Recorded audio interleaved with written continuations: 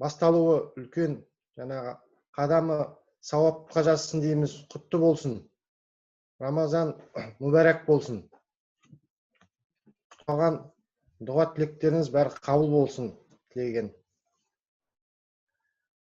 Енді бүгінгі сізбен кездесуіміздің мақсаты Нұреке, слайдты жайлап ауыстырайық.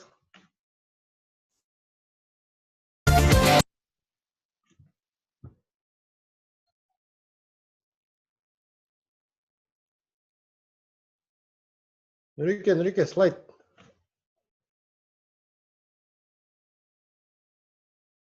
Бүгінгі кездесуіміздің мақсаты осы компания туралы сіздерге жақсы мәлімет беріп, қандай мүмкіндіктер бар, бүгінгі заманда қажеттілігі қанша, және де маңыздылығы туралы бір мәлімет, ақпарат беру. Сондай-ақ жалпы білімнің, соның ішінде жаңағы оқудың мәні туралы, өмірлік қажетті білімнің мәні туралы да ой қозғамақпыз. Енді бәріміз көріп отырғандай, мынандай күллі әлем бойынша қазір дағдарыс деп жаңағы төтенше жағдай енгізіліп, көп адамдар қазір үйлерінде отырған жағдайымыз бар. Сондай-ақ көптеген жұмыс орындары тоқтап, соның әсерінен жақсы экономикамызға кіріс беріп отырған көптеген табыс көздері, соның ішінде мысалы мына шикізат, соның ішінде мұнай өндіру саласы бойынша барымыз, енді хабары бар адамдар білетін шығар, көріп отырғандай мұнайдың бағасы өте төменгі деңгейге түсіп тұрған жағдай бар қазіргі жағдайда, қазіргі кезде. Әрине, осы жағдайдың бары адамдарды ойландырмай қоймайды. Кеше ғана жұмысында жүрген адамдар бүгін мынандай жағдайға тап болып, табыссыз қалып отырған, көптеген ойларға бағыт береді.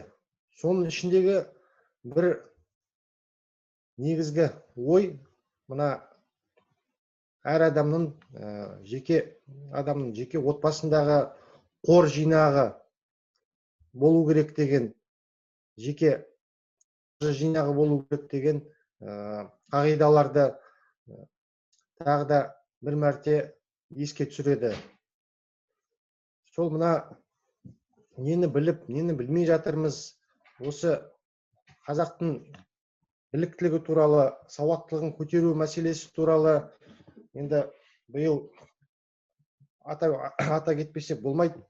Ұлы хакім Абай Құнанбайұлының көптеген еңбектерінде енді 175 жылға арнайы көптеген шаралар өтеді деп жатырмыз.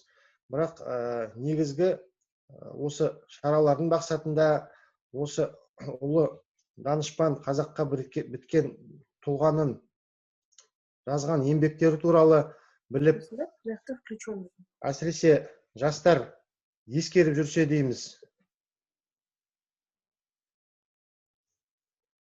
Жасымда ғылым бар деп ескермедім, пайдасын көре тұра тексермедім, ер жеткен соң түспеді уысыма, қолымды мезгілінен кеш сермедім деп, өкінішке орай көптеген адамдар уақыты бар кезінде дұрыс пайдаланбай, қажетті білімдерді меңгермей, соның нәтижесінен қолдарын кеш сермеп жатқан жағдайлар көптеп кездесіп жатады. Әлемдік танымал қаржыгер, инвестор Уоррен Баффеттен сұрақ қойған кезде, қорды, инвестицияны ең бастауға қолайлы уақыт қашан деп сұраған кезде айтады екен, осыдан 10 жыл бұрын. Тым болмаса 1 жыл бұрын. Тіпті одан да қалып қойсаңдар, кеше бастау керек деп жауап береді екен. Бірақ бүгініміз ертең кеше болып қалады. Ал 5-10 жылдан кейін жаңағы сол Уоррен Баффет айтқандай 5 жыл бұрын, 10 жыл бұрын болып, жайлап тарих қойнауына күндер өте береді. Сол себепті біз қазірден бастап ойланып, ертеңгі күнімізді, болашағымызды, жаңағы қаржылық қауіпсіздігімізді соған қажетті қадамдар жасалса дейміз. Нұреке, слайдтарды қойып жүрсеңіз.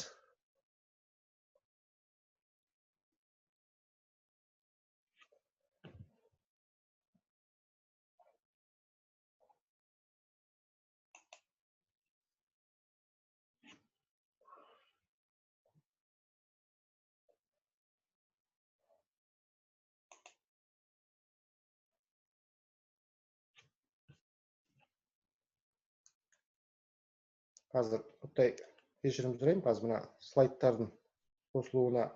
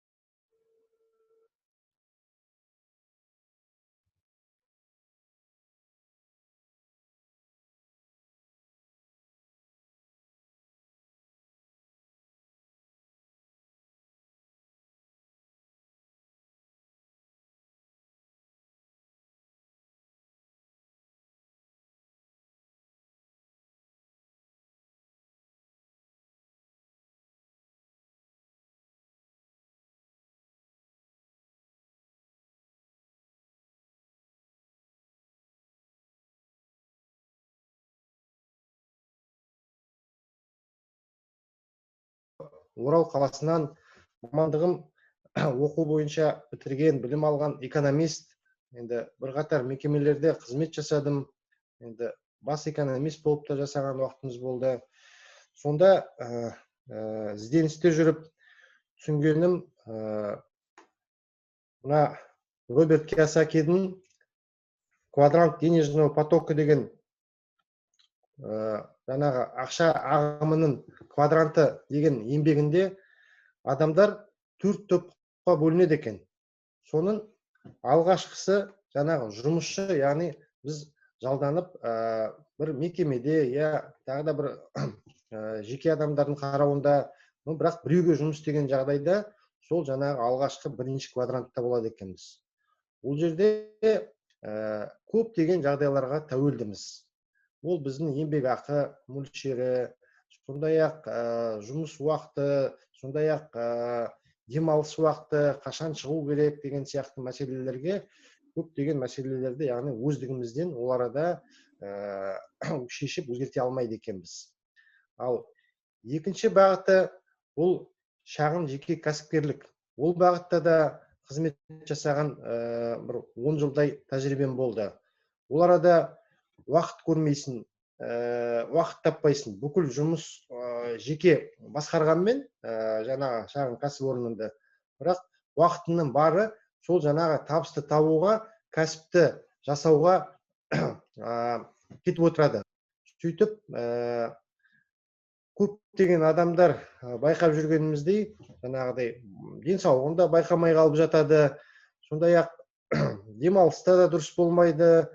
Сөйтіп уақыт өтіп кетіп жатады.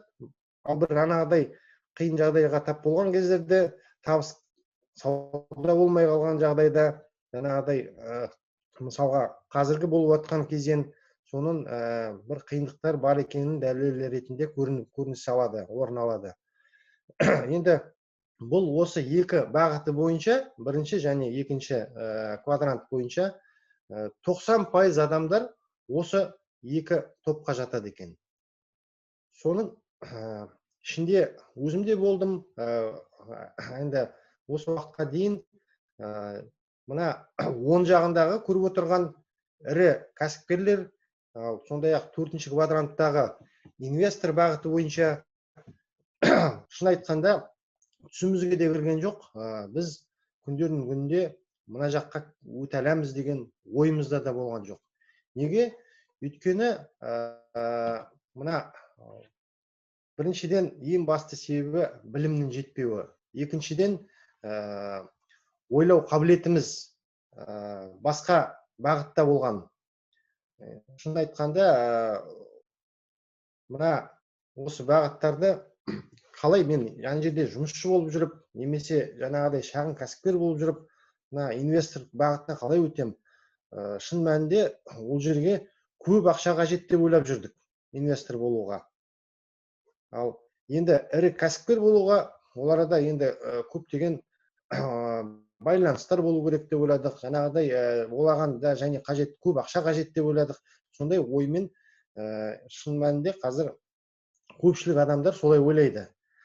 Енді осы ойымызды өзгертуге қалай қарапайым адамдар жаңағы әлемдегі табыс әкеліп жатқан ірі мықты жақсы компаниялардың табысынан үлескер болуға жол ашуына, мына әлемнің жаңа экономикалық эволюциясы негізінде, осы бағдарлама негізінде біз көзіміз ашыла бастады.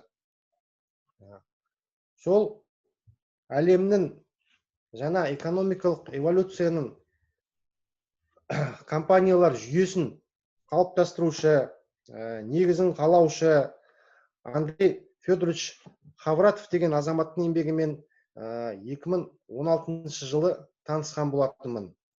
Сол кезде енді Андрей Федорович Хавратов туралы әрине іздеп, оқып, таныса бастадым.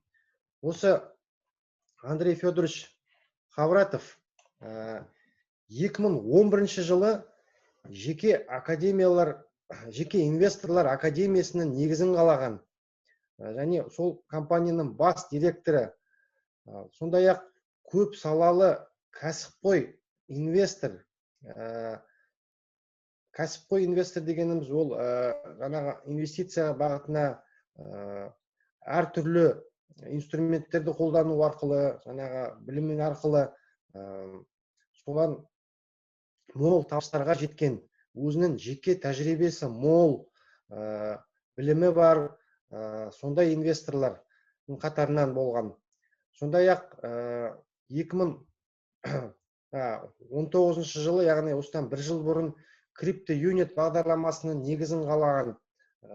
Ол бағдарламалар туралы қазір алдағы лекторларымыз, спикерларымыз айтып таныстырушы болады.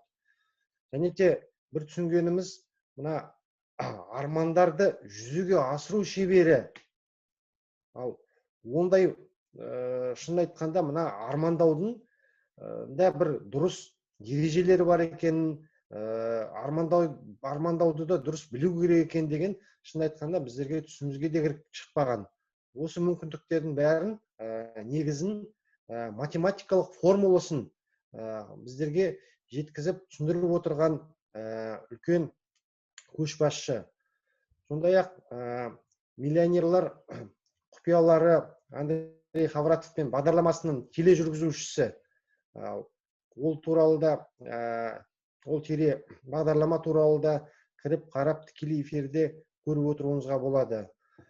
Сондай-ақ мына 2011 жылдан бері білімімен бөлісіп мақсатында халықтарды табыс табудың орнына неге табыс таппай, керісінше адамдар көбі жоғалтып жатыр ақшаларын деген, сол кезінде менде де ондай қателіктер болды ғой.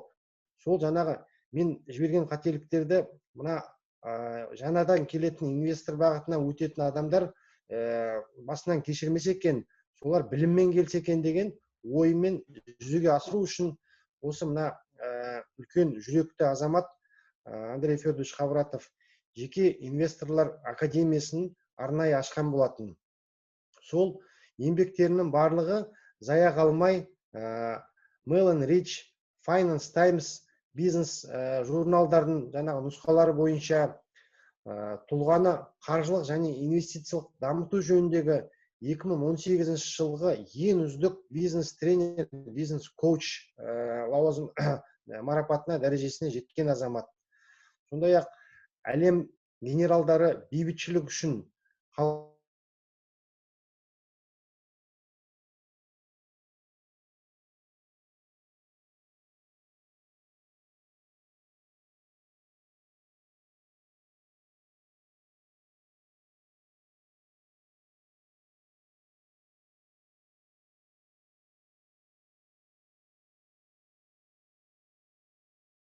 кешірім сұраймын, Қытай техникалық ақаулар орын алып қалып жатыр. Осы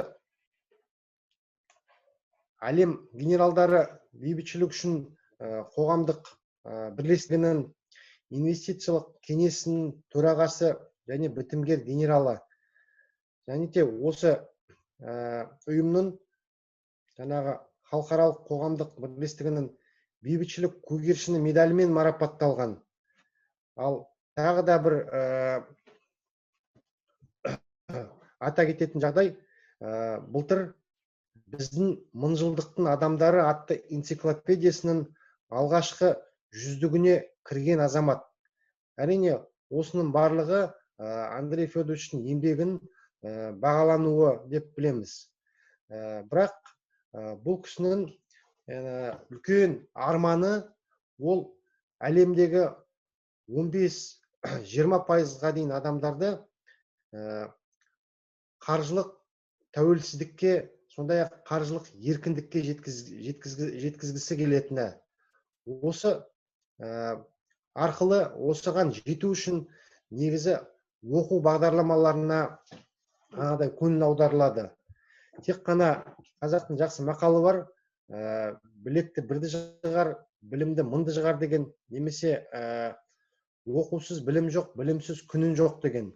Осы принциптерге негіз алып, мына жасаған бағдарлама бойынша жаңағы оқы, бірге елен, және сондай-ақ кәсіп жаса деген ең алдымен басты мақсат, басты жұмыстың принципі оқуға негізделеді.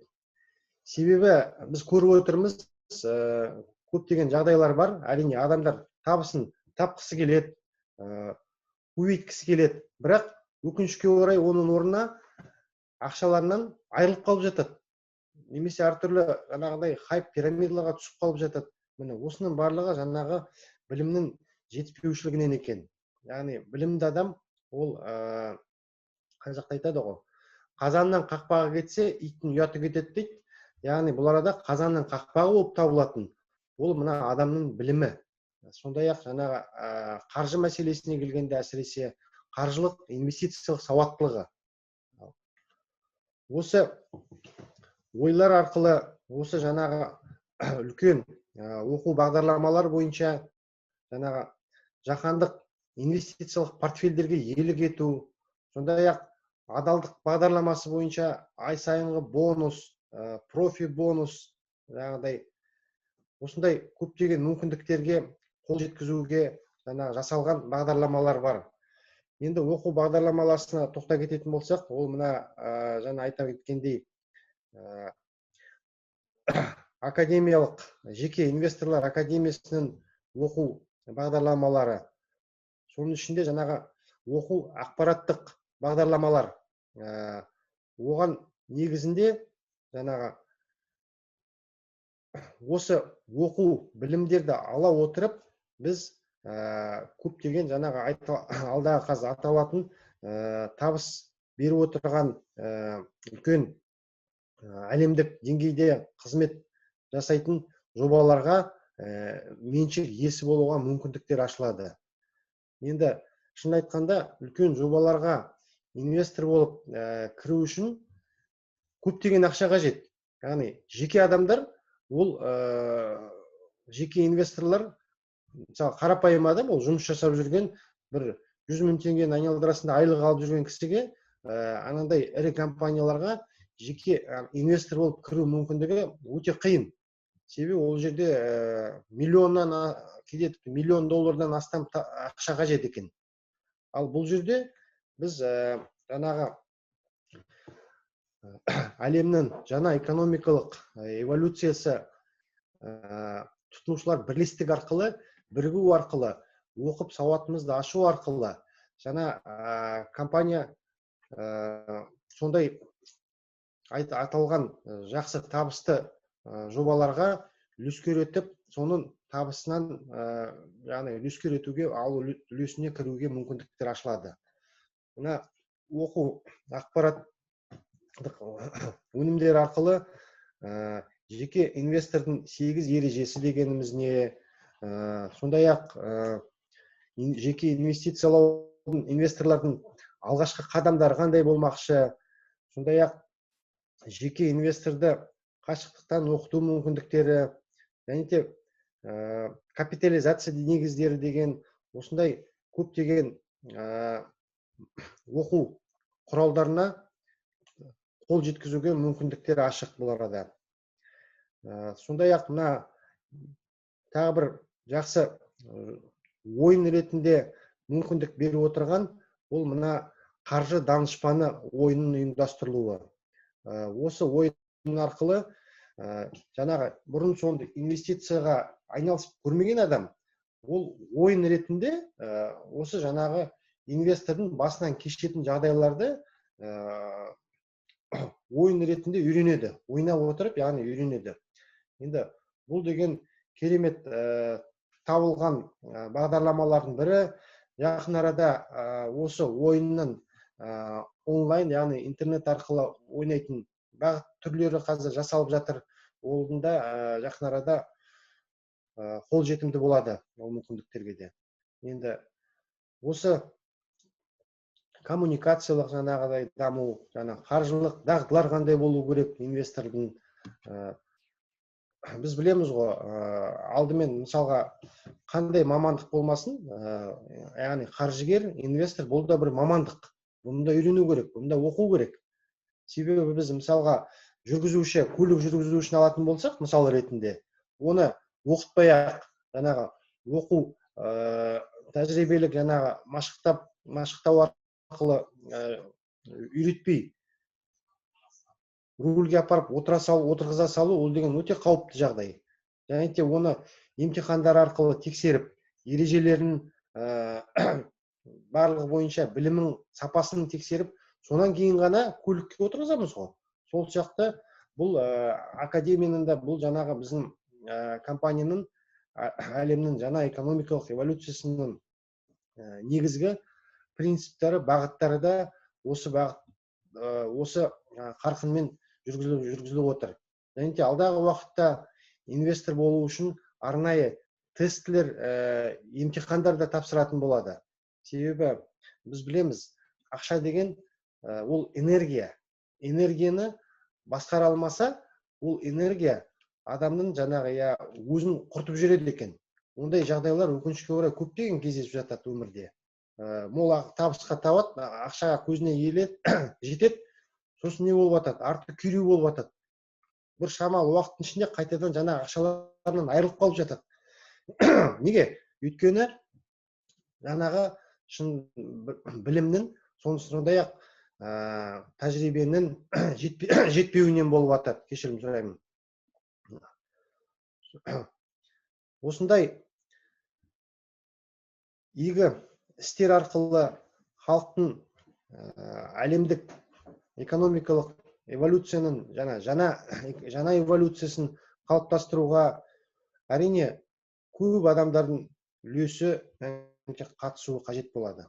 Себебі бұл алғашқы рет жасалып жатқан жаңағы Андрей Федорович Хавратовтың идеясын арқылы, жаңағы концепциясы арқылы ең алдымен алғашқы рет жасалып жатқан қадам. Сондықтан осы мүмкіндіктерге өзіміздің айналдырамызға, болашағына мән беретін, жаңағыдай болашағын ойлайтын барша адамдарға сауатыңызды ашуға, инвесторлық, қаржылық білім алуға жобамызға шақырамыз.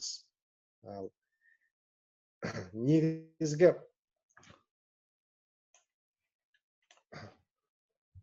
байлықтың принциптері, мақсаттары байлықтың ғаламдық таралуы, сондай-ақ қауіпсіздік және қорғау, құндылықтарды арттыру, өркендеу мен бақыт армандарының орындалуы. Адамдардың, шынында да көптеген адамдардың армандары қарапайым жаңағы отбасынан басталады.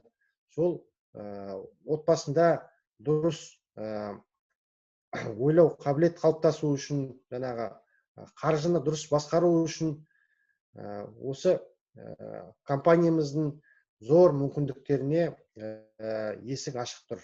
Және осыны ұйымдастырып отырған барша осы халықпен білгенімен бөлісіп отырған барша көшбасшыларға, енді Андрей Федорович Хавратовтан бастап, Жамиля Жакуповна, сондай-ақ барлық лидерлерге үлкен алғысымыз шексіз.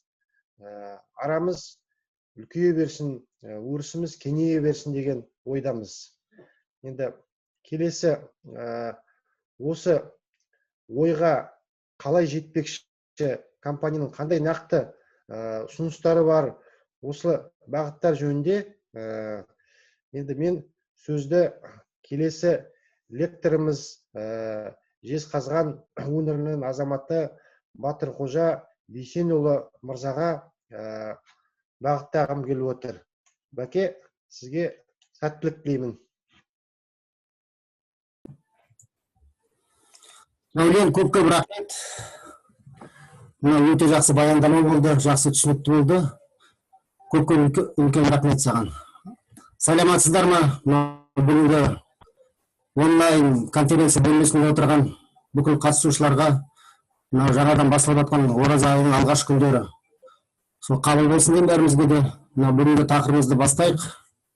Барлықтарыңыздан сұрайтын, қазір үй қамақта отырып қалай өтіп жатыр? Біз әрқашанда тек қана жақсы жағын айтамыз. Үй қамақтың өте үлкен бізге тиімді жақтары өте көп. Біріншіден, біздің әрқашанда жетпейтін уақытымызды өздерімізге қайтарып берді. Сондықтан бізге қазір үйде отырып өсуімізге, ойлануымызға, оқуымызға үлкен мүмкіндіктер тудырып жатыр. Мен бірінші білгім келеді, бүгін бөлмеде жаңадан қосылған адамдар бар ма екен? Егер бар болса, бір санымен белгілеп қойыңыздар. Себебі сұрап отқаным, бүгінгі негізгі осы ақпарат сіздерге арналған. Сондықтан мұқият зейін көріп тыңдап алғандарыңызды қалаймын. Өзімді таныстырып кетсем, есімім Батырқожа Нұрмұханов, Жезқазған қаласында тұрамын. Осы жердегі қалалық офистің өкілімін, жауапты. Осы бизнеспен 2016 жылы 1 сентябрьден бастап саналы түрде айналысам. Бұл бизнеске шақырған мен өзімнің жолдасым, досым, қазіргі бизнестегі жетекшім, ол Зинат Дума мырза. Сондықтан ол кісіге де үлкен алғысымды айтамын, осы мүмкіндікті қолыма ұстатқан. Нұрписа, маған мына әлемдік жаңа экономикалық эволюция несін қоясың ба слайдын?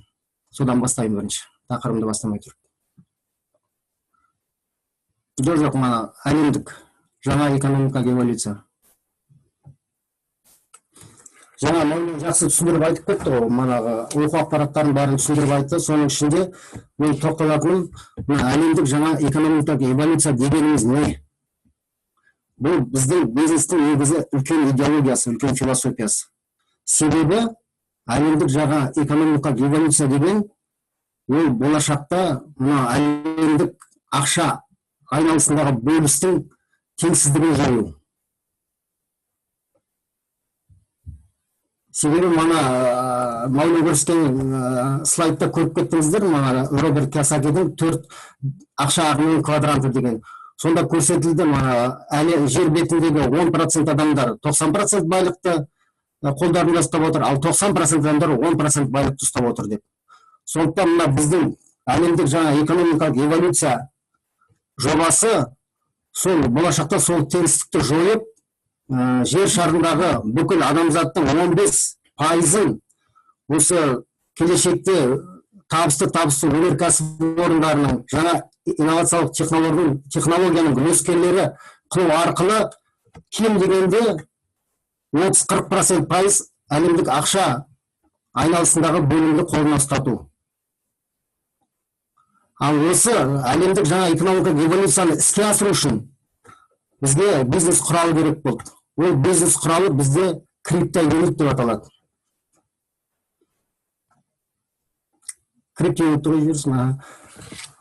Криптовалюта программасына қош келдіңіздер. Криптовалюта дегеніміз не?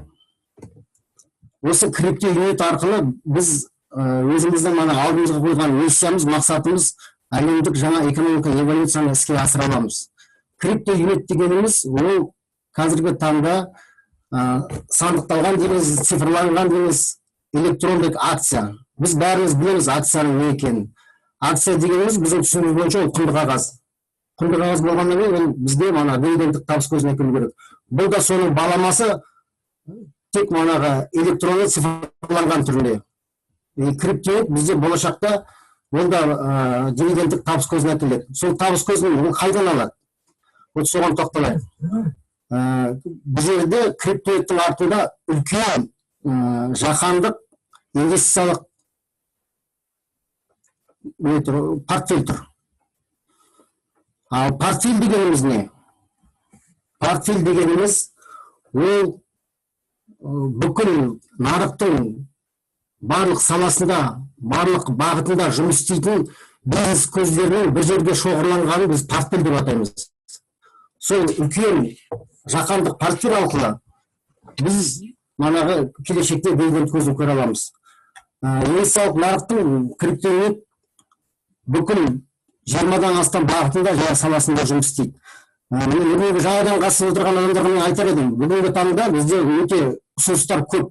Қаншама бизнес ұсыныстар бізге күнде айтып айтады. Көп деңгейлі бизнес жүйесін, болмаса жылжымайтын мүлік туралы, қазіргі таңда көп орын алып жүрген крипто валюта жайында көп ұсыныстар істейді.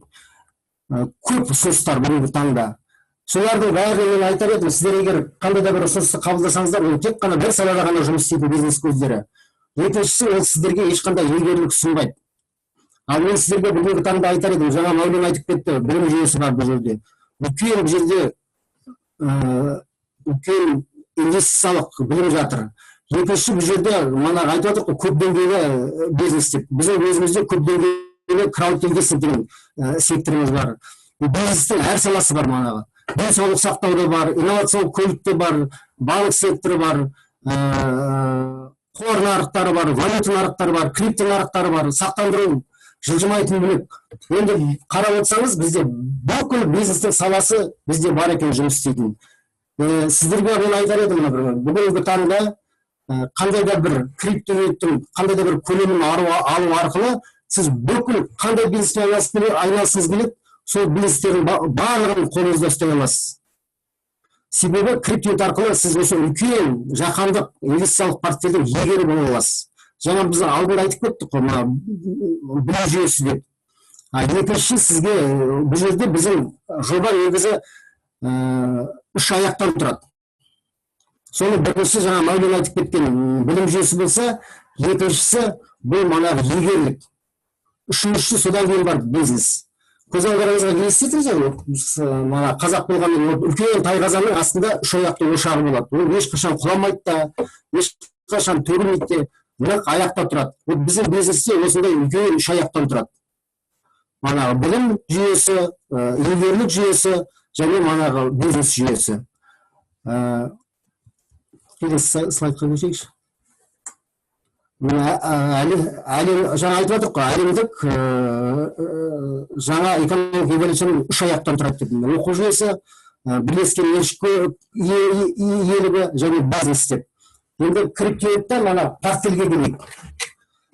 Біздің портфельде жаңа айтып кеттім, 20-нан астам бағытта саласында жұмыс істейді. Соның бірінші біз 2014 жылдан бері Андрей Федорович Хавратов осы транспортты ойлап тапқан адаммен кездесіп, осы транспортты халықтық жүйемен қаржыландыруға біз қолға алғанбыз. 20 жылға шарттасып, соның арқасында 2014-тен осы 5 жылдан астам уақыттың ішінде біз осы транспортты әлемдік қазір нарыққа алып келіп отырмыз.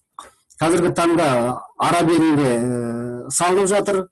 Мына суретте көріп тұрған транспорттарымыз бұл 2018 жылы сентябрьде Берлинде өткен үлкен транспорттық көрмеде осы транспортты біз көрсеткенбіз, бүкіл әлемді таңғалдырып.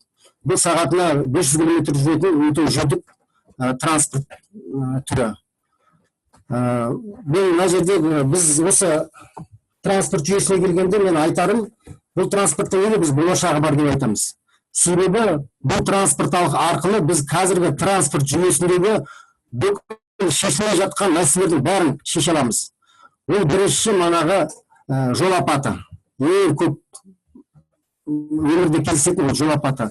Жылына 1,5 миллиондай адам жол апатына көз жұмады екен. 10 миллион, 11 миллион адам мүгедек болып қалады екен. Екінші мәселе транспорт жүйесі шешілмей жатқан үлкен қалалардағы көліктік тосқауыл. Пробка дейміз ғой, сол мәселелер шешілмей жатыр. Үшінші мәселе ол экология. Медицин қазіргі транспорт жүйесінің көбеюіне байланысты қазір ауа райы ластанып, экология жағы қазір бірінші орында тұр деп айтуға болады.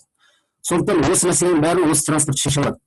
Төртінші мен тағы айтарым деген, біз күнде жаңалықтардан естіп жатқан жаңа цифрланған экономика дәуірі келе жатыр ғой. Сондықтан мына транспортта қазіргі жаңа цифрланған экономикаға жол ашып отыр. Себебі бұл транспортта жүргізуші жоқ. Айтамыз ғой, мына ақылды технология деп сандықталған жүйе. Сондықтан бұл транспорт жолаушылардың қауіпсіздігіне толықтай жауап бере алады. Екінші, бұл транспорт жоғарыда болғаннан кейін жер көлемі өте көп алмайды.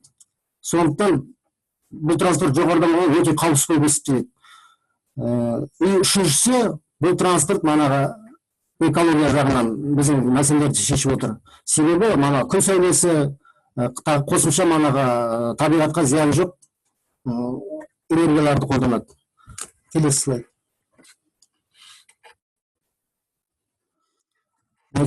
Келесі біздің үлкен портфельдегі тағы бір біздің салынып отқан ол манағы алтын. Неге біз алтынды осы инвестицияға алып отырып? Себебі қандай да бір кризис болса да осы алтын ешқандай инфляцияға түспейтін өте қымбат металл. Сондықтан бізде қазір алтыннан Орал алтыны бар. Орал алтыны жақында тексерістен өтті, аудиттік тексерістен үлкен топ 5-ке кіретін компания тексеріп өтті. Соның арқасында біздің қазіргі осы күйіндегі біздің Орал алтынымыз 300 миллионнан асады құны. Және тағы бір компания, австралиялық компания, ол да манағы топ 10-қа кіреді. Соның геологиялық тексерісі арқылы осы жерде қайттан дәлелдеп берді бізге 860 тонна алтын жатқанына. Сондықтан болашақта бұл алтын жоғары көтеру бізге де жетеді, баламызға да жетеді, ұрпағымызға да жетеді. Қазір өткендегі жоба бойынша бұл 30 миллионға тендер болады, фабрикалар салынып осы өнімді жер бетіне көтеретін. Сосын бізде тағы да Гана зауыты дейді, Танзания зауыты бар бізде. Танзания зауыты деген трейдинг манағы. Биржаларда сату арқылы табыс көздеріне келеді. Келесі біздің портфеліміздегі келесі бір бизнес көзі ол инновациялық базалық технологиясы.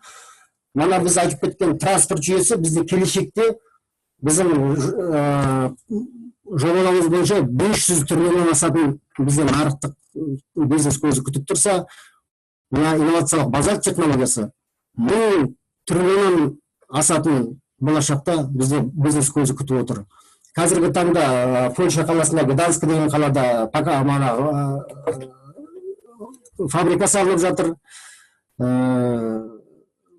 Бұл базальт болашақта металлургия жүйесінде қазіргі металлургия жүйесін осы рынокта жылжытуы мүмкін. Себебі қазіргі таңда бүкіл металлургия өнімдері бір жағынан табиғатқа зиян келтіреді, екінші жағынан олардың манағы қызмет өтеу уақыты аз. А мына базар технологиясы болса, бұл менің жер бетінде өте көп, жер қыртысының 30-дан астам проценті осы материалмен жеткілікті екен. Неге десем, бұл жанартаудан шыққан қалдықтар. Осыны өңдеу арқылы бұл бір жағынан өнімі табиғатқа зияны жоқ, және өндіріс орны да табиғатқа зияны жоқ. Бұл жерде толықтай экология. Екінші бір мәселесі, бұл егер қазіргі өнім металлургиямен салыстырсақ, бұл металлургиядан 1,5 есе мықтылығымен танылып отыр. Екінші жағынан бұл бүкіл жерде қолданылады. Үйдегі тұрмыстық материалдардан бастап космос корабльдерін қолдануға болады. Және бұл қайта өңделе беретін материал. Сондықтан бұл болашақта болашағы өте зор. Сондықтан бұның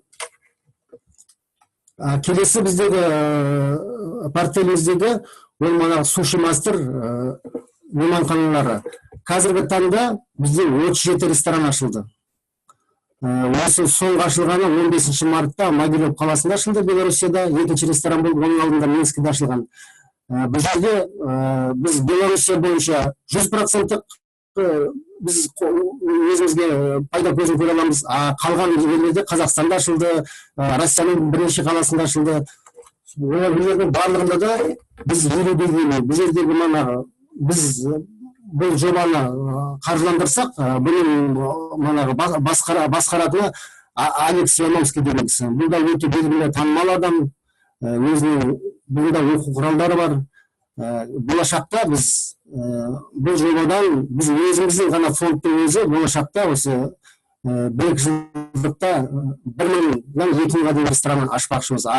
Вообще үлкен жоба, бұл 10 жылда 20,000-нан астам ресторан ашамыз деп отыр. Әлемдегі нөмірі бірінші жапондық тағамдар мейманханасының желісі болады. Келесі, бұл біздің портфеліміздегі, бұл да бір үлкен жобаның бірі.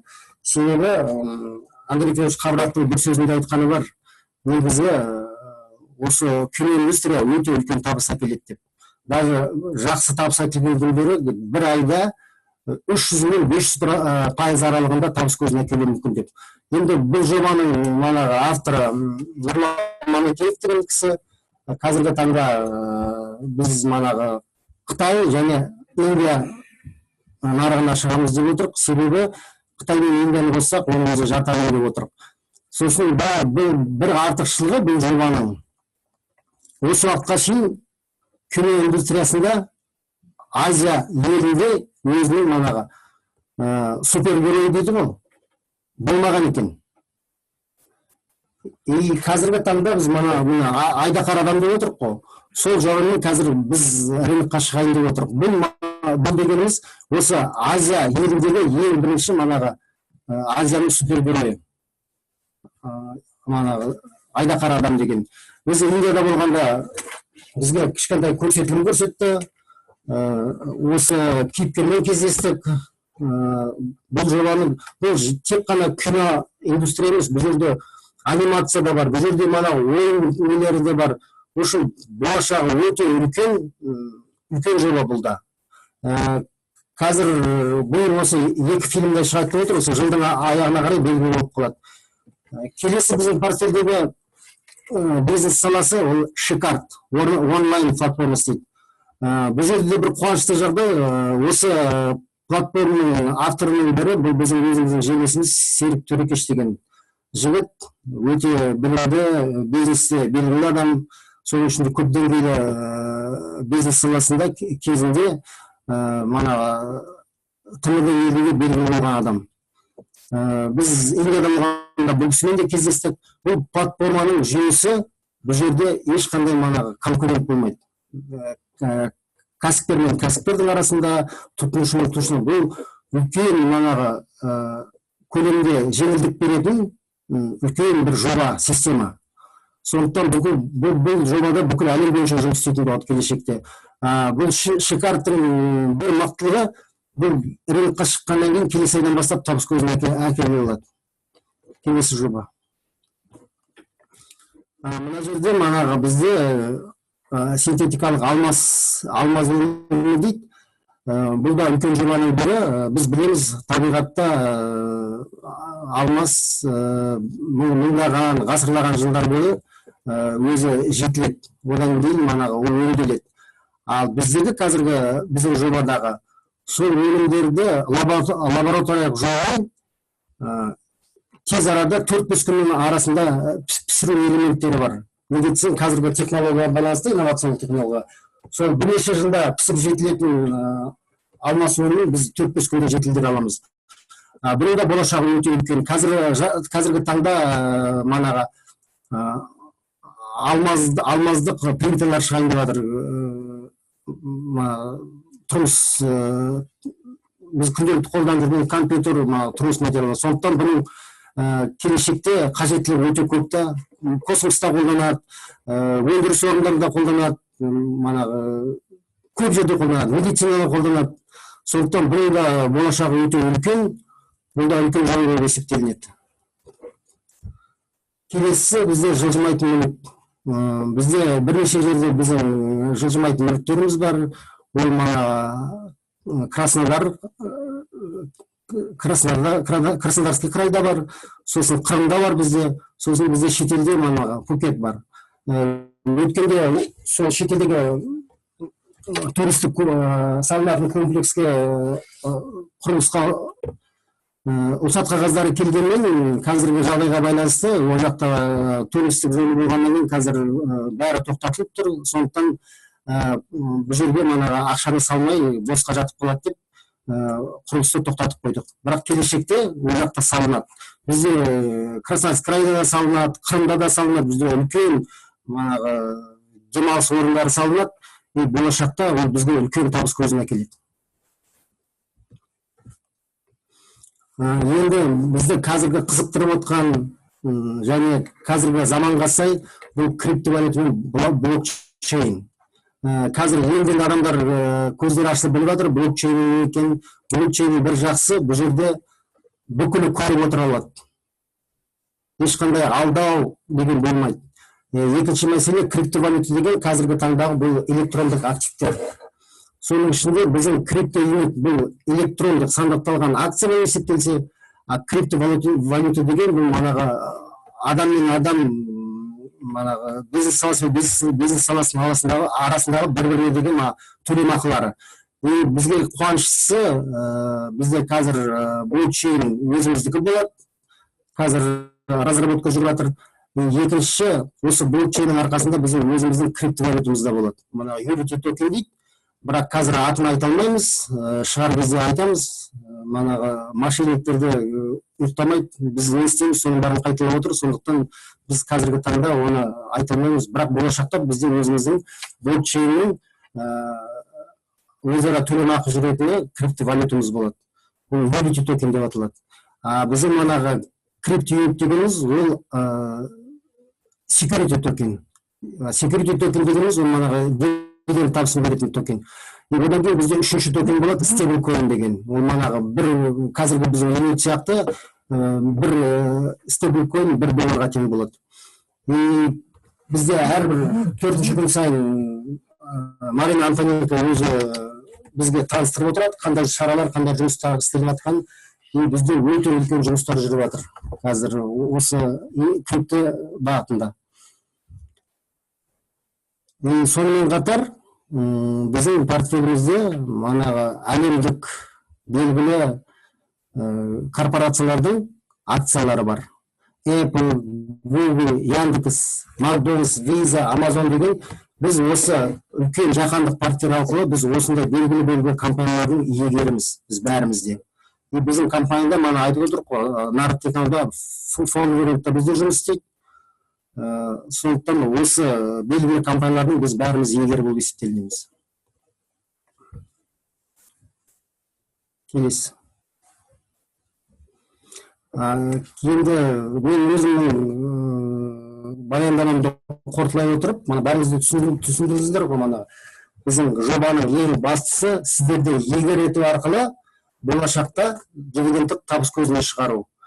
Сондықтан бүгінгі жаңадан қатысып отырғандарға мен айтарым бірақ қана нәрсе, ол дұрыс шешім қабылдау. Вообще өмірде кезінде қабылданған дұрыс шешім адамды жетістікке әкеледі. Мана Маулен айтып кеткендей, Абай атамыздан мысал келтіріп, мана қолымды кешірмеді деп, менде Уоррен Баффеттің мана қазір әлемдегі ең үлкен инвестор, соның сөзімен аяқтағым келеді. Инвестицияның тиімді уақыты кеше дейді, бірақ бүгінде кеш емес дейді. Сондықтан қазір бастасаңыз да кеш болмайды сіздерге. Сондықтан осы жобаны дұрыстап біліп алыңыздар, түсінбеген жерлеріңіз бар, шақырған адамдарыңыздан сұрап аласыздар. Келесі баяндаманы мен өзімнің әріптесім, осы бизнесте бұл кісіге өте білімді, өте саналы түрде айналысып жүрген үлкен өзінің серіктестері бар. Сол менің өзімнің әріптесім Жұпар ханымға бергім келеді.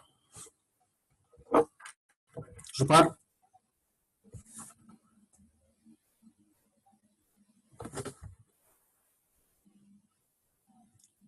Жұпар.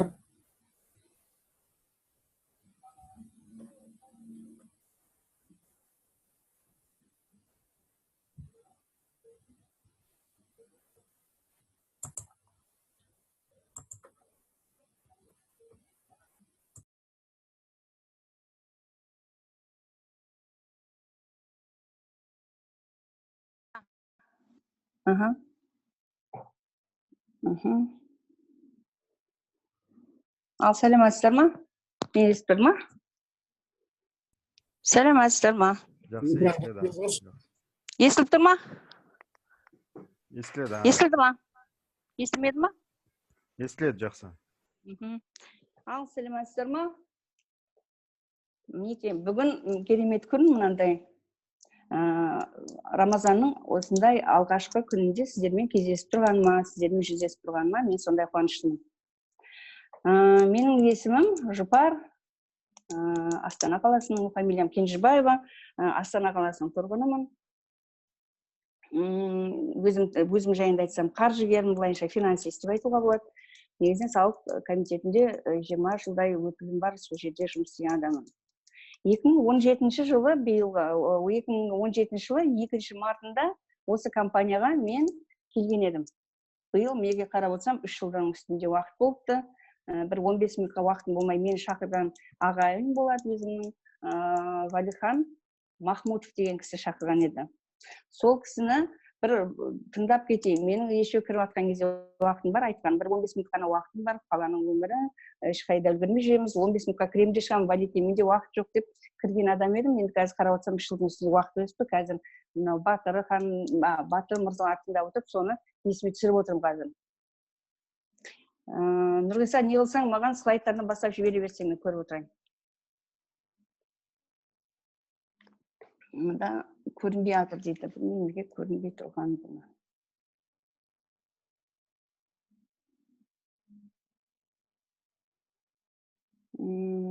Нұрғиса? Маған...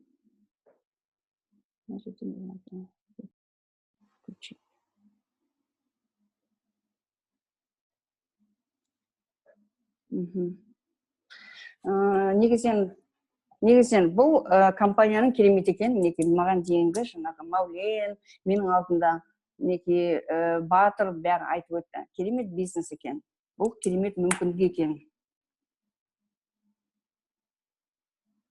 Нұрғиса, мені мұнда көрмей атырмыз деп жазып жатыр мұнда.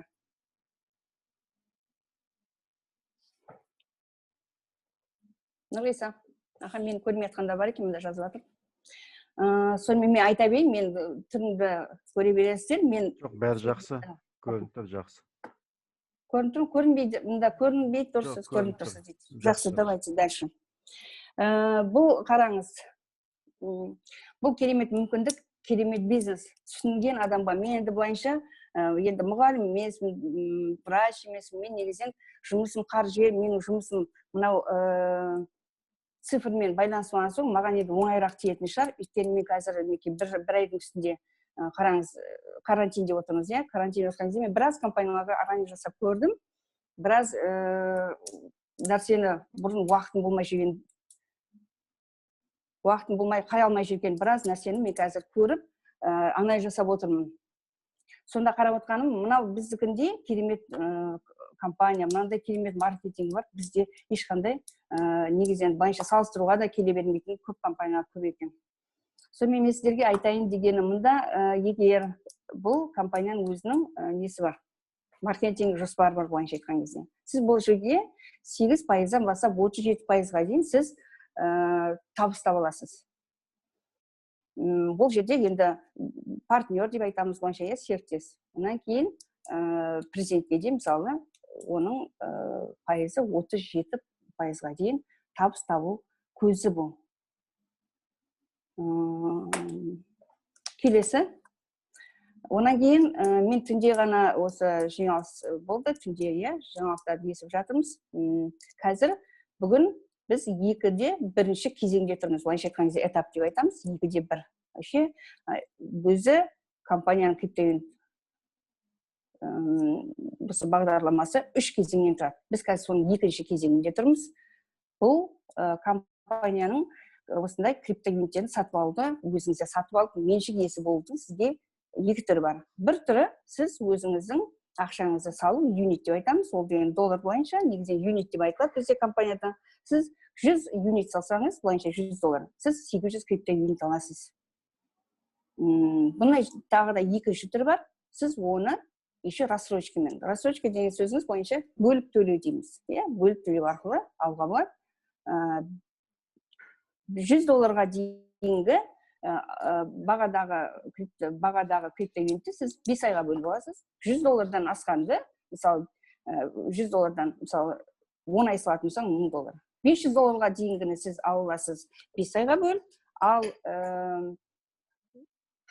$1000 асқанды сіз 10 айға бөліп аласыз. Мысалы $100 10 айға бөліп алсаңыз болады. Ол жерде 14300 криптовалют сатып алсаңыз болады сізге. Онан кейінгі сіздер қазір біліп отырсыздар, біз 2-де 1-ші кезеңде этабында отырмыз былайша айтқан кезде. Қазір бізде $100-ға 800 криптовалют сатып алсаңыз сіздің мүмкіндігіңіз бар болған.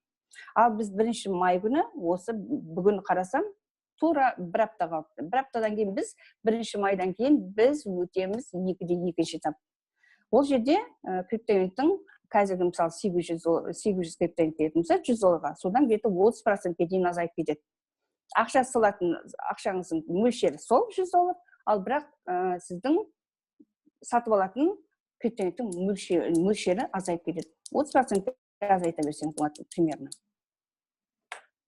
Онан кейінгі локап раскрытие дейді. Локап раскрытие деген не? Ол деген сөзіңіз разморозка деп айтуға болады. Сіздің, мысалы біз өткен жылы 30 март күні мен мысалы криптовалют сатып алсам, $2500-ға бізге 1175 криптовалют берді. Соның кеше 30 март емес, маған қалай 350 күн болады, сізде сонда кабинетіңізде тұрған криптовалюттың 1% автоматически разморозкаға кетеді. Былайша айтқан кезде босатылған балдар деп айтуға болады қазақша. Соның атын локап деп айтады. Ол локап деген ағылшынша сөз, орысшасы раскрытие, қазақша босатылған балдар. Бұны қалай сізге сатып алғаныңызда 350 күн, не болмаса былайша айтқан кезде грубо былайша 1 жылдай уақыт. 1 жыл уақыт болған кезде сіздің 1%-іңіз ай сайын сізге бөлініп, ашылып отырады сізге. Бөлініп отырады, былайша айтқан кезде босатылып отырады ай сайын. Сізге қалай сіздің криптовалют сатып алған күніңізге 30 мартта сізге 1 жыл болған болса, онан кейінгі 6 ай бойына сізге 1% беріп отырады. 7-ші айдан бастап 1,5%, мына жерде неде көрініп тұр, неге таблицасы тұр. Сонымен 35 айдың ішінде, былайша айтқан кезде 3 жыл ғой, 3 жылдың ішінде сізге бүкіл сіздің сатып алған криптовалют теріңіздің барлығы 100%, 100%-бен босатылып шығады. Бүкіл сіздің сатып алған криптовалют теріңіз. Былайша қазір криптовалют бар, енді жаңа Батыр айтып жатыр ғой, қазір өзіміздің блокчейн платформамыз дайындалып жатыр. Қалай біздің платформамыз дайын болған кезде, сол кездерде түсінікті болады, енді қазір осы біз локапқа дайындалып жатырмыз. Қалай өзіміздің криптовалютымыз дайын болған кезде платформамыз блокчейн. вот сол кездерде барлығы түсінікті болады сіздерге. Онан кейін керемет промоушндар және жаңалықтар болып жатыр, иә. Күнде мысалы деген қазір енді уақыт дегеніміз зырылдап уақыт өтіп жатыр. Бір айда түгілі қазір апта сайын бір жаңалықтан соң бір жаңалық. Өйткені кешеде жаңалықтар болып жатыр, күнде бір жаңалық болып жатыр.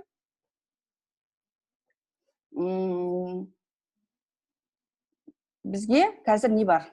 Мысалы, қазір келіп, бүгін мысалы отырған жаңадан келген кісі болатын болса, түсін алмай отқан болса, например, бағында иә, таңертең жаңа бірінші сөйлеген Мәуленнен бері Батыр жақсы айтты. Егер сіздің ойланатындай уақыт болса, сізге бір аптадай уақыт қалып, өйткені қазір сіз келіп тіркелетін болсаңыз, сізге 100 криптоюнит тегін беріледі. Тіркелгеніңіз үшін. Сондықтан, пока осы 30 мартқа дейін жүреді бұл, осындай акция, соған дейін сіз кіріп үлгеріп қалуыңыз керек. Жаңадан келіп тұрған кісілерге байланысты бұл. Онан кейін тағы да керемет мүмкіншілік, көріп отырсыздар, өзіңіз былайша айтқанда сыйлық. Қандай сыйлық? Ол 30 апрельге дейін сіз қазір $100 асатын пакеттің, ойыптың любойын сатып алатын болсаңыз, қайсысын болса $100 асатын криптоюнитке сізге 40% үстіне тағы берді, 40%. Ол деген сөз, мысалы $100 қазір 800 криптоюнит келетін болса, 40% соның үстінен, ол 320 криптоюнит. Сонда 800 криптоюнитқа қосып 320. Сонда сіз 1120 криптоюнит аласыз. Бұл да бір керемет. Сұрақтарға мен соңына қарай жауап беремін. Қазір кішкене күте тұрыңыздар, мен айтып өтейін, содан кейін сұрақ соңында болсын, иә. Промоушн қазір біліктілік және экспресс бонус деген шықты, иә. Бұл не деген сөз? Кеше басталды, 30 март 20 жылдан басталды. Содан бері, егер жаңадан келген кісілер болатын болса, оларға бүгін тіркелетін болса, бүгіннен кейін сізде 25 күн уақыт бар. 25 күн уақыт не үшін бар? Ол сіздің егер компанияға сіз өзіңіз сияқты $200 салатын 5 адам шақырып алып келетіндей жағдай болатын болса, сіз компания сізге сыйақы ретінде $350 берді. $350 дегеніңіз қазіргі уақытпен, мысалы біздің қазіргі мысалы бүгінге 435 бар курс болатын болса, 200 мың теңгедей ақша. Ол дегеніңіз 5 адам неке? Промоушн, иә, көрініп тұрған жерде. 25 күнде сіз 5 адам шақырып үлгеретін болсаңыз, сізге компанияның $350 сыйақысы бар. Также осы жерде осындай сіз сияқты сізді қайталаған агент деген бар. 5 адам сізді қайталайтын болса, сіз консультант боласыз. Неке қараңыз, агент өзіңіздің жеке көлеміңіз $200 болатын болса, сізге компания $350 сізге сыйақы беріп, сізге бонус деп айтады, сыйақы былайша бір рет берілетін. Онан кейінгі мәртебе бұл кеңесші. Кеңесші былайша айтқанда консультант дейміз. Бұл жерде сізді дәл жаңағы агентті қайталаған 5 адам болу керек. Сол кезде сізде компания сізге $800 деген юнит сізге сыйақы береді. Бұл енді бұндай также менеджер дейік, консультанттың сіздің астыңыздан 5 консультант шығатын болса, сізге компания 1700 юнит сізге сыйақы, былайша айтқанда $1700 сізге компанияның беретін сыйақысы. Енді осылай ары қарай көп жаңағы не көтеріле береді, статус дейміз ғой, лидер менеджер, топ менеджер, вице-президент и президентке дейін. Енді егер жұмыс істеймін деп болсаң, кірісетін адам болатын болса, қазір мысалы сіздің шақырып келген өзіңіздің спонсорыңыздар, если сіз сол маған ұнап қалды, керемет маркетинг екен дейтін болсаңыз, сізді шақырып келген спонсорыңыз міндетті түрде сізге көмектесетін болады. Енді бұл жерде мынау деген керемет мүмкіндік. Мен айттым ғой, мен негізінен өзім цифрды тексеріп отқанды, анализ жасап отқанды өте жақсы көремін. Мен біраз компанияның анализін жасап келдім. Қазір мінекей бір айдан бері үйде отырмыз ғой, жаңағы карантинде. Сонда қарағанда енді біздің компания жететін компания таба алмадым, шынымды айтсақ. Бұл жерде жаңа айттым $350 бастап, анау $134 мың дейін табыс табуға болады. Енді оның түсініп, көзін таба білсеңіз, бұл жерде қиын ештеңе де жоқ. Мысалы біз қазір мінекей жаңағы Батыр бар, мен қазір вице-президентпін. Бізге біз тек түсіндіріп елге айтып кете бердік. Кісілер өздері келіп жазыла берді, сонымен осылай. Негізінен жасаймын деген адам, негізінен көз қорқақ екен, қол батыр екен. Шынымен жасаймын деген адам жасап тастайды екен. Енді кеше мен чаттарға жіберілгенше барлық чаттар алып деп сеніп отырмын. Өйткені не жөнінде? Бұл VIP клуб деген, VIP клуб атынан да көрінді, VIP. Бұл былайша жабық клуб деп айтуға болады. VIP деген нәрсе негізінен VIP-тің аты VIP бол дейміз. Самолетке мінсеңізде, общийда эконом-класс бар, жалпы халық отыратын. Онан кейін ар жағында бір 6 адам 5 адам отыратын VIP зона деп айтылады, не болмаса былайша бизнес-класс. Енді соны өздеріңіз де білесіздер ғой, атынан ақ көрініп тұр. Бұл не береді бізге? VIP клуб. VIP клуб алла жазса, мінекей 1 майға басталады. 1 май күні түнде ғана бізде чаттарға келді. Жаңа 1 майдан бастап мінекей VIP клуб бастайды жұмысын. Стейкинг, жаңағы айтқан стейкинг жұмысын бастайды. Осы жұмыстардың бәрі 1 майдан кейін басталайын деп тұр. VIP клубқа не үшін керек бізге? VIP клуб бізге міндетті түрде керек. Өйткені бұл жерде бұның несі көп пайдасы VIP клубқа кірген адамның. VIP клубтың кірген адам $10 бастап $100 дейін. Жай партнер, неге кіріп, неге $100-200 салып отырған адам болса, не болмаса жоқ, енді ол сіздің салған ақшаңызға байланысты емес. Партнер салады $10 болса, президент $100 дейін салады. Бұл ай сайынғы сіздің клубқа төлеп тұратын жарнаңыз. Сол жарнаға қарай сіз көп деген мінекей клубтың некей жинағы пайда жағы өте көп. Сіз VIP клубқа кірсеңіз, VIP клубқа кіретін болсаңыз, сіз жаңағы айтып отырмыз ғой, жаңағы локап дедік, 1% сізге кабинетіңізде өзіңіздің салған криптоюнитіңіздің, салған ақшаңызға түскен криптоюниттің 1% ай сайын шығып отырады, босатылып отырады. Сол егер сіз VIP клубқа членский взнос жаңағы жарна төлемейтін болсаңыз, сіз ол жерде сата алмайсыз. Сондықтан бұл VIP клуб өте керек нәрсе. Біз қазір соны прям күтіп отырмыз бәріміз. Ол деген стейкингте не деген неге шықты. Маған дейінгі уже өткен аптадан бері біраз кісілер айтып келе жатқаны. Стейкингте не нәрсе? Стейкинг деген сөздің өзі, мысалы мен Қазақстан деп айтпай ақ қояйын, осы Астананың өзінде стейкинг, блокчейн, криптовалюта дегенді естімеген даже адамдар бар. Сіздер осындай мінекей компанияның арқасында сіздер қандай білімдеріңізді көбейтіп, осы сөзді сіздер біліп отырсыздар, уже 1 күн тыңдаңыз, 5 күн тыңдаңыз, 10 күн тыңдаңыз, сіз уже түсініп келе жатсыз, бұл не нәрсе екенін. Сондықтан бұл не только бір жағынан сіз инвестор, акционерсіз, екінші жағынан сіз осындай керемет әлемде болатын жаңалықпен сіздер прямо бірге аттап келе жатсыздар. Стейкинг деген не береді бізге? Стейкинг аты көрініп тұр. Ол деген сізде, ол егер сізде разморозка жаңағыдай босатылған балдар болмайтын болса, сізге бұл әзірге жоқ.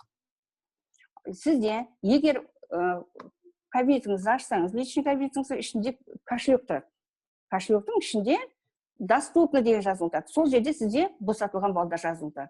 Сол босатылған балдарды мынау әр айға деп счет айт деп айтылады. Деп счет былайша депозиттік счет. Банкке барып сіз ақшаны салсаңыз, деп счетта депозиттік счетта ақшаңыз тұрады.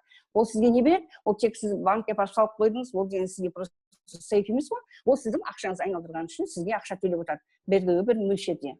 Бір қараңыз, мінекей сіз бір айға стейкингқа, жаңа деп счетқа дейміз, депозиттік счетқа өзіңіздің босатылған криптоюнитті салып қоясыз. Бір айға салатын болсаңыз, сізге 1%, 6 айға жарты жылға салатын болсаңыз, 1,5% ай сайын сізге беріп отырады.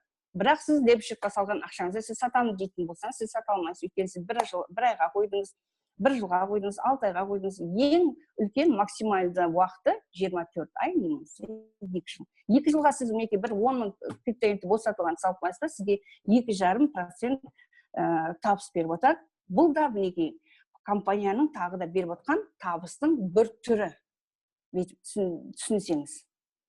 Бұл енді ертең бастауында буквально бір қалған бір апта уақыт қалды. Бір аптаның уақытының ішінде 1 майда бастап қосылады, сол жерде әрқайда түсіндіретін боламыз.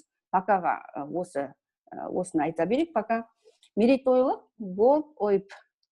Бұл жерде не береді? Бұл жерде компанияның өзінің 35 24 караттан тұратын, салмағы 35 грамм, диаметрі 40 миллиметрден тұратын монета. Мысалы, мындай банктерге барсаңыз, іштерінде өздерінің монеталары тұрады, сол сияқты монета. Бұл өте тиімді. Өзі дегенің шектеулі ғана саны бар бұның. 320 дана шыққан.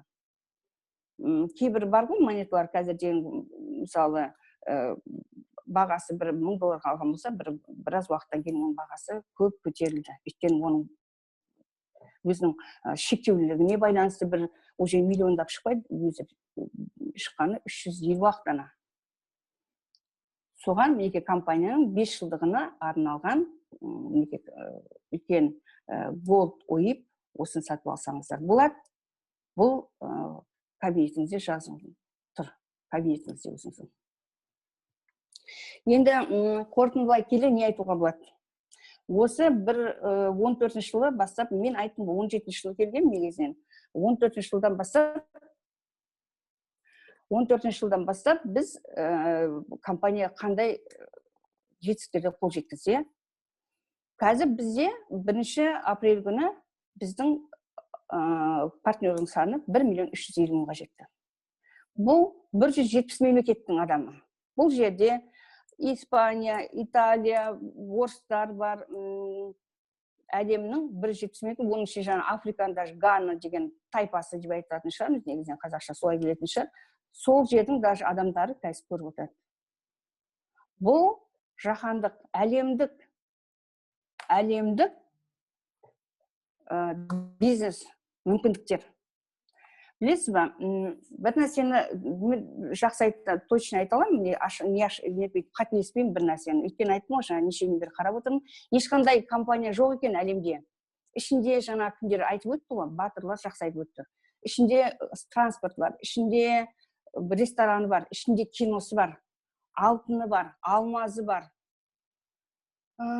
Көп, мысалы, 20 түрлі. Қазір біз соның ішінде 10 түрлі бизнесқа ақша қойып, біз дегенің қазір осындай 10 түрлі жерге жұмыс істейтін актив бар компания жоқ.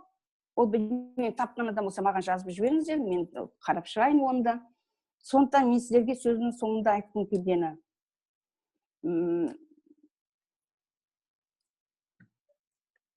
Мен қазір өзімнің жақындарыма, туыстарыма, бауырларыма бәріне айтып шықтық.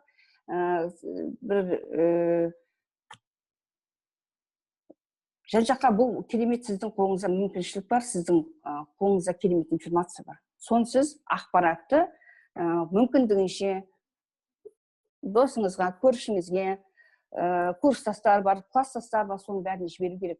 Сіз қазір Шамиля ханымға көп рахмет. Мен де біраз кісілерге айтып түсіндіре алмай жердім. Менің может түсінді басқа жеткізе алмаған шығармын. Неге қазір бір аптаның асты уақыт өздері кіріп, қазақшасы қазақшасына кіре қояды, орысшасы болса орысшасына кіріп, әркім өзіне мәліметін алып отыр. Олар түсіндіре алмаған жерге дайын тұр. Алыңызда жіберіңіз, олар сізге өзінің түсінбеген жерін сізден сұрайды. Сондықтан қазір тек қана осындай керемет ақпаратты мейлінше көп халыққа тарқату, жіберу, дайынды жіберіңіз. Мына жерде зумның кабинетінің жіберіп атымыз, айди кодты. Жіберіңіз, өзі кіріп, зумды өзіне скачивает, сосын көріп отырсын. Сонан кейін өзі әрі қарай жаңағы шешім қабылдайды. Сондықтан сіздерге бір ғана айтарым, бұндай керемет компания жоқ. Әрине, әркім өзінің компаниясын мақтайтын шығар, бірақ шынымен де біздің компания керемет. Онан кейін осы өтіп атырған сіздер ешқандай неден тырысыңыздар қалып қоймауға. Өтіп кеткеннің өзінде запись шығып атыр. Записін тыңдап шығыңыздар. Түсінбеген сұрақтарыңызды сұраңыздар. Ол жерде дұңғы жоқ. Бұл жерде компанияның өзі үйретіп отыр. Үйрететін компаниядан ол деген дұрыс компания деп түсініңіздер. Сондықтан менің егер сұрақтарыңыз болса, мен сұрақтарыңызға жауап беруге тырысайын. Жаңа бір сұрақ кетіп еді, мен қалдым, не жазып бердім.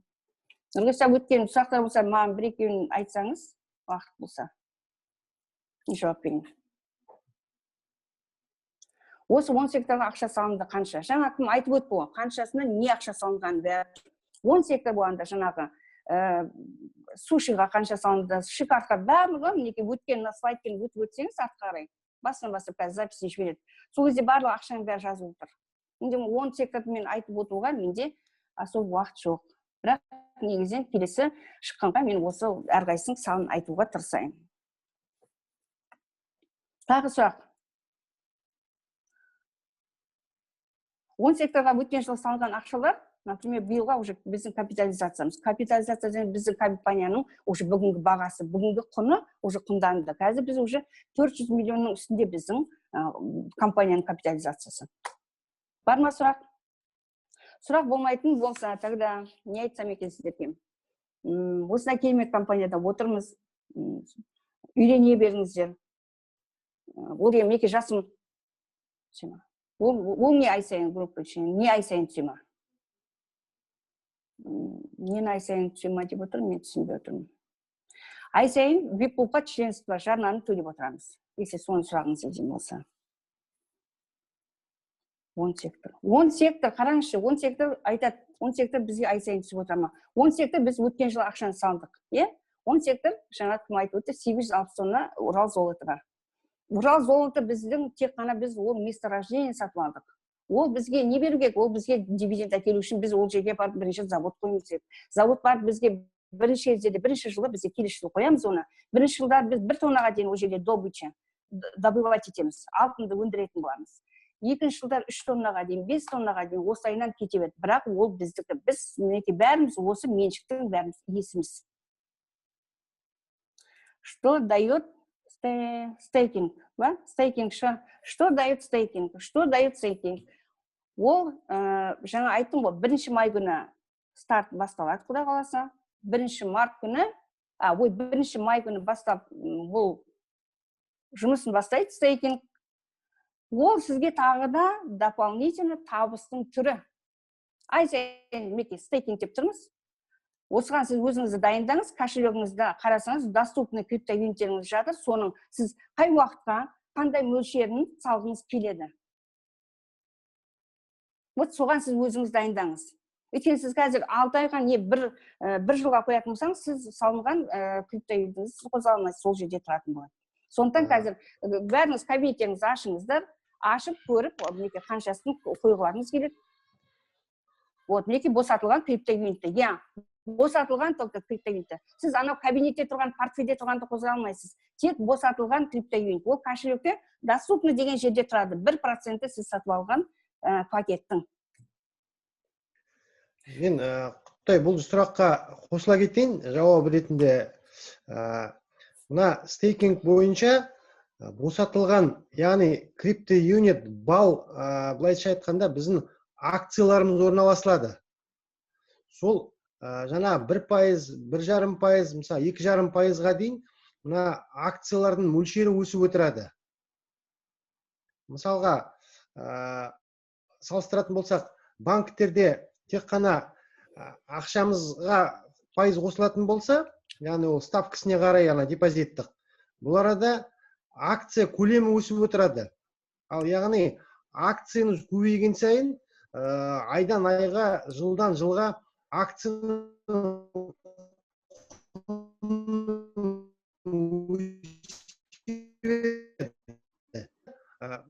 криптоюнит бал, яғни акцияларымыздың көбейтудің бір мүмкіндігі керемет.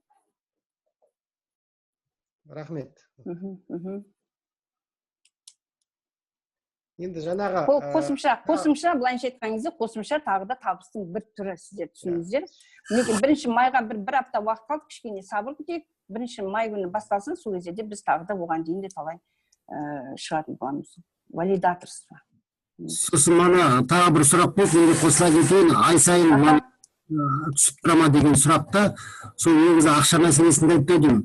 Егер де сіз қандай да бір криптоюнит сатып алған жағдайда, сізге келесі айдан бастап адалдық табысы түсіп отырады. Адалдық табысы дегеніміз не? Ол ай сайын сатылған криптоюниттің айналымынан түсетін ақшаның 10%-ын сіздің қолыңыздағы қанша криптоюнит бар, әрбір криптоюнитқа 10%-і сізге беріліп отырады. Екінші бір табыс біздегі ол манаға кәсіби табыс, профи бонус дейді. Ол біздегі қазіргі біздің портфеліміздегі табыс көзін қазіргі күнде әкеліп отқан табыс көздері, ол манаға фондовый рынок дейміз, валютный рынок дейміз, сосын манаға критерийлік дейміз. Содан кейін мана алдында айтып кеткен Танзания алтын деп айтып кеттік қой. Енді қазіргі таңда бұл кәсіби бөлістер бізге сөйтіп тоқтап тұр. Себебі қазір араб елінде мана бағада сатылатын болғандықтан алтын қазір карантинге байланысты жабық тұр ол жерде. Пока бәрі тоқтап тұр. Екінші мәселе манағы фондовый рынок пен валютный критерийлікте қазіргі таңдағы мана экономика кризистің рейттің үлкен ойнауына байланысты біз қазір артын күтіп отырық. Өткендегі біздегі Қамрат Андрейдің айтуы бойынша август айында біз үлкен суммамен манағы фондовый рынокқа бәріне кіреміз деп отыр. Олар мана біздің басқа портфельдер пока іске асып бізге табыс көзіне келгенше біздің портфельдегі бұл мана салалардың бәрі бізге бүгін бастап табыс көзіне әкелетіндер. Қазіргі таңда біздің көріп отырғанымыз табысымыз үш табыс бар. Біреу мана адалдық табыс, екінші кәсіби табыс, үшіншісі манағы біз адамдарға айту арқылы мана көп жүйелі маркетинг құру арқылы біз сеттен алып отырық. Негізгі қосымша табыс бұл манағы сеттен келеді қазіргі уақытта. Бірақ мына бізге үлкен жүйе болғаннан кейін біз айтып отырық ашылғанына 1 жыл болды деп. Біртіндеп мана әкеледі. Жаңағы айтқан нәрсе біз айтып отырық 37 суши мастер ресторан ашылды деп. Өзінің салынған ақшаны өтеу уақыты 5-6 айда өтелінеді. Содан кейін бар. Ертең бірінші әлемде біз шикар платформасын жіберсек, ол келесі айдан бастап бізге әкеледі.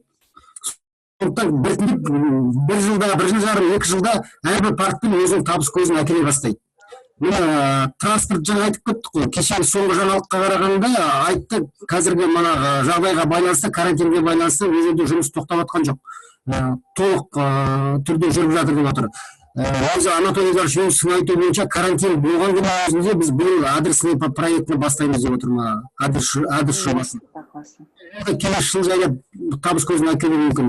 Сондықтан бұл жерде әрбір жаңадан тыңдап отырғандарға айтарымыз, айтып отырмыз ғой, сіз бұл жерде инвестор болуыңыз керек. Себебі біз күнделікті өмірден адам баласы 45 жыл пенсияны күте алады да, ал 4-5 жыл инвестицияны күтуге шыдамдары жетпейді. Сондықтан кішкене керек та, 4-5 жылда сіздер үлкен табысқа жетесіздер. Бірақ 4-5 жылдың ішінде сіз біртіндеп біздің портфеліміз өсу арқылы, табыс көздері өсу арқылы сіз сол аралықта да ақша көзін көріп отырасыздар.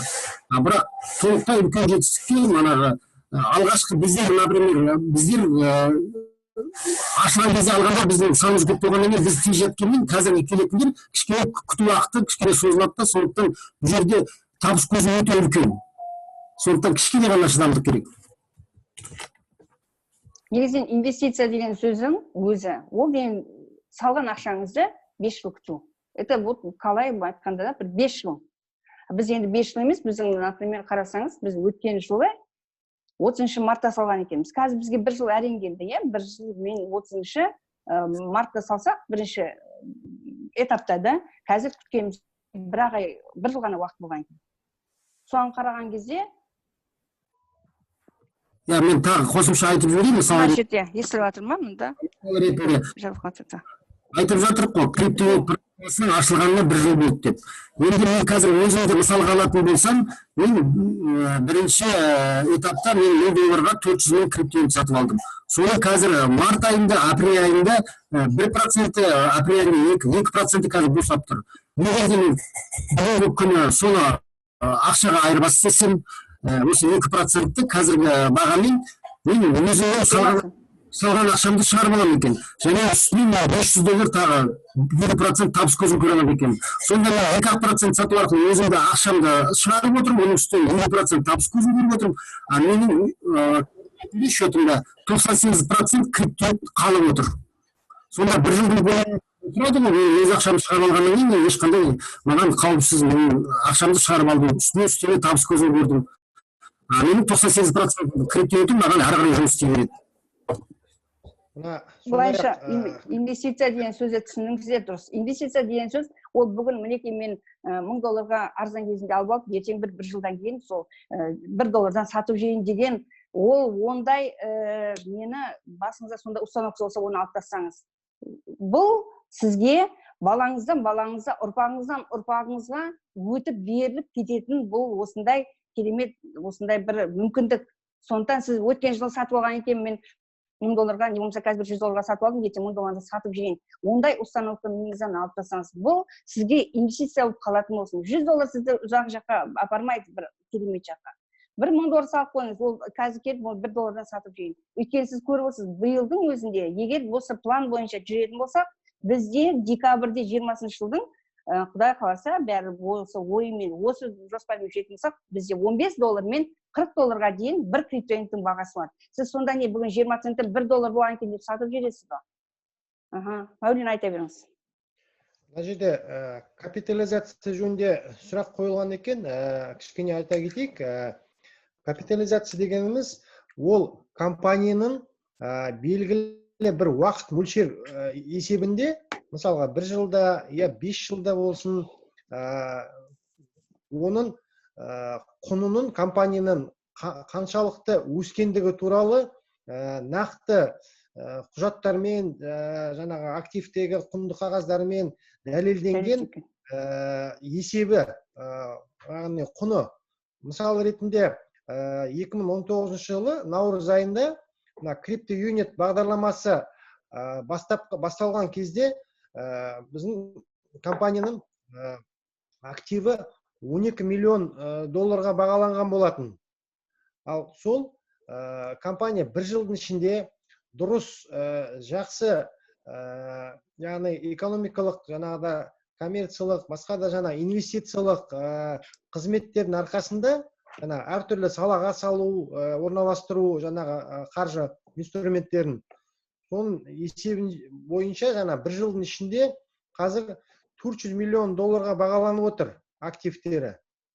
Яғни, шынында да қазір осыдан қарасақ, 1 жыл бұрын тек қана жоспар ғана болған, CryptoUnit бағдарламасы бойынша.